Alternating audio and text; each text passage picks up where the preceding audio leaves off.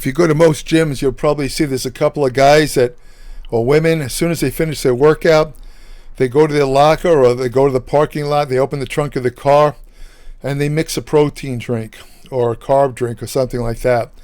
This is based on the idea of what's known as nutrient timing. In other words, the idea is that there's a certain window of opportunity, so to speak, where if you take in recovery nutrients like protein or carbohydrates, the faster you consume them following a workout, the better your recovery will be, the more gains you make. This concept actually began with the research of a professor from the University of Texas. His name was John Ivey, and he was basically studied carbohydrate timing, and he started publishing studies around the early part of the 21st century. Around 2004, he actually published a book called Nutrient Timing, the Future of Sports Nutrition. Anyway, Dr. Ivey came out with some studies showing that if you have a protein and carbohydrate drink within a certain time, he called the anabolic window, which usually was within 2 hours following a workout, you would get much greater gains because your body was kind of set up, without going into a lot of specific chemistry and detail. Let's say that the enzymes in muscles and were primed to utilize more protein and carbohydrates if you got them within that 2 hour window after a workout. He called it nutrient timing. He also claimed that, for example, you have a rapidly acting protein such as whey protein. He said that if you combine whey protein, which is a rapidly acting protein, that's the recommended type of protein that he suggested after a workout, because whey protein basically is it's digested in only about an hour, and it peaks in 90 minutes, which is perfect for the nutrient timing concept. He said that if you added carbohydrates, you would get a 36% better glycogen replenishment. Glycogen is stored carbohydrate because the carbohydrates, this is the idea, the carbohydrates would stimulate an additional insulin response. Insulin, in turn, promotes the activity of enzymes like glycogen synthase, which are involved in synthesizing muscle glycogen, which the net effect would be increased recovery. However, studies years later showed that the amino acids that are in whey itself, like leucine and a couple others, were very potent themselves stimulators of insulin, and the addition of carbohydrates added nothing. In other words, it wasn't necessary as far as muscle protein synthesis has occurred. Because you have to understand, Dr. Ivey believed that adding carbohydrates to the whey protein drink, because of the additional insulin release, you'd get like 36% greater insulin release if you added carbohydrate to the whey protein. He felt that would stimulate muscle protein synthesis to a much greater degree, especially, again, if you had it within the so-called anabolic window of 2 hours following a workout. Unfortunately, it turns out that well, this. Let me put it this way: it depends. And I mean, later research showed that protein synthesis, muscle protein synthesis, actually peaks from 24 to 48 hours. So the bottom line is that there's nothing wrong with having protein right after a workout, a protein drink, protein bar. That's fine. Certainly not going to hurt you. But it's not critical like people used to think. They used to think it was absolutely critical that you take in protein as soon as possible after a workout. But now we know through research you have 24 to 48 hours. People with less training experience, muscle protein synthesis following training peaks in 48 hours. However, in people with a longer history of training, the muscle protein synthesis peaks in 24 hours. So looking at it from that point of view, it actually makes a little more sense if you have an extended training history of more than 2 years, let's say. It would be a good idea to take protein in fairly rapidly after a workout. It's not absolutely critical, though. The whole critical thing to do, or the thing to really keep in mind, is to consume enough protein to promote muscle protein synthesis in the 24 to 48 hours following a workout. That usually involves taking, let's say, small protein meals, maybe 30 to 50 grams in each meal, having it about 5 times a day or something like that. If you have that within the 2 days after workout, your muscle protein synthesis will be maximized. So you don't have to have the protein right after the workout, but it's not going to help. Now, carb replenishment is a little bit different. The enzymes that help replenish depleted glycogen, and glycogen is more depleted with endurance exercise than with resistance exercise. Long distance runners, people who run for a long time, they get a considerable depletion of glycogen, where having carbohydrate right after a workout is almost mandatory for people like that, because they depleted a lot of the glycogen. Resistance exercise, the normal, let's say 1 to 2 hour training program, you can, if you train really hard, intensely, you might burn up maybe 48% of the stored muscle glycogen. So it is a good idea if you want to restore the glycogen. And glycogen is not just, glycogen is your main energy source for anaerobic exercise, such as weight training, but it's also involved in the recovery process. Apparently it has a relationship to an anabolic hormone in muscle called insulin-like growth factor 1. So it isn't a bad idea to get carbohydrates right after your workout. However, it's not absolutely necessary. If you wait a little bit, you're still going to get your glycogen replenishment as long as you take enough carbohydrates within 24 to 48 hours. But glycogen, as carbohydrates, there's a little bit more truth to nutrient timing in relation to carbohydrates compared to protein. One advantage of taking carbohydrate right after the workout is that if you're working out twice a day, if you have, let's say you work out and then you have 1 to 2 meals in between the first and second workout, where you eat a good amount of carbohydrate, you will actually help to replenish the glycogen that you used up or that you partially used up in the first workout.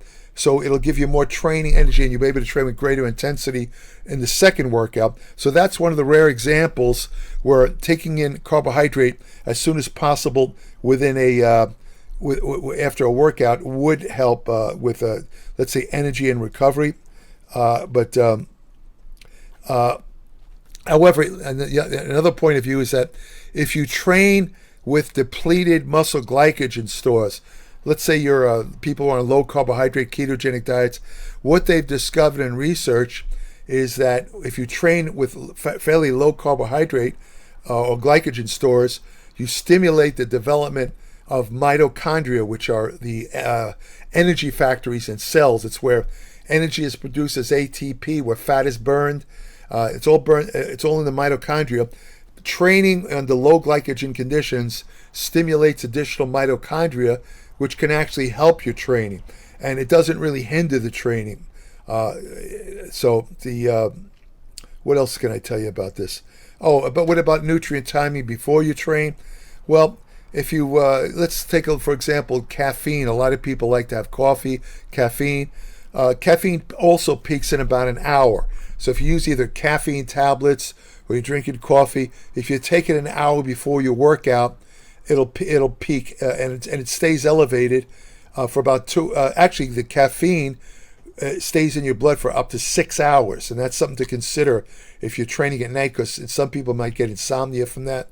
As far as a meal, if you eat a small, easily digested meal, 60 to 150 minutes, which is just over 2 hours before a workout, it can improve performance, especially if you haven't eaten in a couple hours.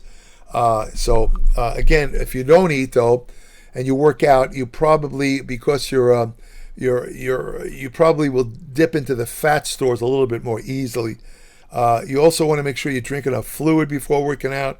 You don't want to be dehydrated, because if you're dehydrated, you get about a 2 to 4% loss in strength when you work out. Then you have the nutrient timing situation at breakfast. Lately, a lot of people are talking about not having breakfast, especially people that follow, let's say, intermittent fasting regimes. That's cool. I mean, breakfast literally means break fast, because you fasted all night, you haven't eaten, assuming you haven't gotten up in the middle of the night to eat something. The breakfast is your first meal, and supposedly it gets you going, this and that. However, it's not absolutely necessary. If you want to follow an intermittent fasting regime where you skip breakfast, that's not going to hurt you. However, there have been studies showing that people who eat breakfast are usually less hungry later in the day. They tend to eat fewer calories, which is good if you want to burn some extra fat. Also, mentally, eating a good solid breakfast that features protein and fat, not so much refined carbohydrates, stimulates your brain, gives you clearer thinking. So that's the advantages of breakfast. But it's not something that's absolutely needed. And then you have nutrient timing at night. A couple of studies came out showing that if you use casein protein, there's two major milk proteins, whey and casein. Milk contains 80% casein, 20% whey. I mentioned earlier that whey is a rapidly absorbed protein. Casein is a slow-acting protein that's released over about 7-hour period. And a couple of studies came out showing, first they did in younger men, showing that if you have a casein protein drink before bed, after a weight workout, let's say you worked out at night, then an hour or two later you went to sleep. If you had the casein drink right before you went to sleep, you had a better anabolic effect. In other words, you get better muscle gains than having nothing. They repeated the study in older men. They found the same result. However, the more recent studies show that it really doesn't make much of a difference. In other words, as long as you get enough protein during the day, you're still going to get your maximum muscle protein synthesis. However, I don't think that there's any real problem with having casein. I mean, the studies go back and forth. One study says that casein is good to before sleep. Other studies say it's not necessary. None of them have said that it makes you fat or anything that has any negative effects. So if you like to have casein protein before sleep, that's fine, as long as it doesn't give you insomnia. The type of casein you want to make sure it's what they call micellar casein. That's the natural casein found in milk. The other type of casein is it's usually combined with a salt like sodium, or a mineral like calcium, sodium caseinate, calcium caseinate. This is not true casein in the sense that it doesn't give you this slow release effect. The sodium caseinate and calcium caseinate, they're kind of cheap forms of casein, and they're released kind of not as fast as whey, but they're released fairly rapidly. They don't give you the actual physiological benefits of casein. So I think that's about all I could say about nutrient timing here. You can go on and on about taking certain supplements at certain times. I guess you could say that you have the two classes of vitamins: water soluble, such as vitamin C, the B complex, and then you have the fat soluble vitamins, which is vitamin A, E, D, and K. There's a certain aspect of nutrient timing involved with those nutrients, in the sense that you always, when you're taking the fat soluble vitamins, again, A, E, D, and K, you want to make sure that you take it with some form of fat, either a meal that contains fat or a little bit of some sort of oil like MCT oil, fish oil, or any of that thing. You have to have some fat to fully absorb fat soluble vitamins. Because I don't want to get into details, it has to do with the bio release and this and that, but let's put it this way: if you don't have the fat with the fat soluble vitamins, they more or less pass right through you. They won't be digested. As far as water soluble vitamins like the B complex and C, you could take them anytime. You don't have to have it with a meal containing fat. You can take it with a glass of water. And let me think, what other nutrient timing issue can I think of? That's about it, really. I could think of right now. Minerals, there's a certain aspect to timing with that. For example, calcium, it's a good idea to take it at night because it seems to be better absorbed at night. You want to take no more than 500 milligrams at a time, because any more than that's wasted. Especially important for women who are more at risk for bone thinning disease like osteoporosis. Magnesium is you could take it any time. Magnesium is, as a lot of people know, is particularly good to take at night before you go to sleep, because it's a very calming and relaxing mineral. It'll help you get to sleep. I use a form of magnesium as part of my sleep supplement regime. I happen to use a form called magnesium threonate, which is unique among magnesium supplements, because it actually is one of the only ones that has fairly easy entry into the brain. Most magnesium supplements, not much of it gets into the brain. Magnesium threonate does do that. Animal studies show that it increases dendritic growth. And again, I'm not going to go into the details, but let's put it this way. Animal research shows that magnesium threonate may actually help your memory, intelligence, your thinking or cognitive ability. There's not a lot of human data behind it, but it is magnesium, and it does provide some of the same relaxing effects as other forms. If you don't want to, magnesium threonate is a little on the expensive side. If you don't want to buy that, a good alternative is magnesium taurate, which is magnesium combined with the amino acid taurine, which is a very good combination, because magnesium, as I said, is a relaxing mineral that helps you get to sleep. Taurine, which is a amino acid, interacts with what they call GABA receptors in the brain. GABA receptors GABA is an inhibitory neurotransmitter that's involved in the sleep process. So if you combine magnesium with taurine, which is magnesium taurate, that's a really good, a good form of magnesium to take at night. Or you could take magnesium glycinate. The magnesium glycinate, most of it will not get into the brain. However, it still has the relaxing effect in other parts of the body that'll also help you sleep. So that's about it. I don't want to make this video too long. That's about it for nutrient timing. Again, if you want to indulge in nutrient timing, if you like to take your protein drinks or your carbohydrate right after the workout, there's nothing wrong with it. It's nothing wrong with it. And one thing that's interesting about that is that I wrote about a study a couple of years ago that involved recreational runners. They wanted to see the effect of exercise on carbohydrate and fat biogenesis. In other words, so what they did is they had the runners eat something like a pound or two, I can't remember exactly, a huge amount of pasta. Now, one of the group of runners ran. They ran before they ate the pasta. They had a pretty good workout. The other group didn't run, but ate the pasta. They ate the same amount of pasta. The results of the study showed that the group that did the exercise or the running showed even if they ate a pound of pasta, they showed absolutely no fat synthesis at all, zero. The group that, and imagine, and these were lean people, these were not fat people, so they handled carbohydrates pretty well. The group, however, that didn't do any exercise before eating the pasta, they showed a little bit of spillover, not a lot, but they showed some spillover of the carbohydrates from the pasta into body fat. So the point being, in relation to nutrient timing, any carbohydrates, this is kind of an important point, any carbohydrates you eat within 2 hours after a workout, the body has a hierarchy of needs. After a workout, your body is kind of demanding carbohydrate to replenish the depleted glycogen stores in your muscles. So any carbohydrate you consume within 2 hours after a workout, most of it will be used for glycogen replenishment and will not turn into fat. But I repeat, will not turn into body fat. So you can have a considerable amount of carbohydrate right after a workout, and you don't have to worry about the carbohydrates promoting fat gains. It won't happen. So that's about it for nutrient timing. If you want more information on nutrition, exercise science, ergogenic aids, anti-aging research, you can use today.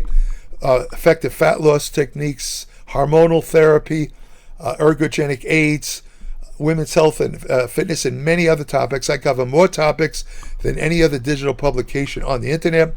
It's all backed up by my 60 years of experience and constant study. All of this is in Applied Metabolics, my publication, www.appliedmetabolics.com. Subscribe today. When you subscribe, I'll send you an invitation to join my private Applied Metabolics Facebook page, where each day I post new information on nutrition, exercise, and general medicine. I also have an email portal on my Applied Metabolics website where current subscribers only can send me short questions about anything they might have read in Applied Metabolics or anything that comes to mind pertaining to nutrition, exercise. And as a service and appreciation of their subscription, I will answer the question. Of course, this only applies to current subscribers. I don't answer unsolicited questions. And that's about it.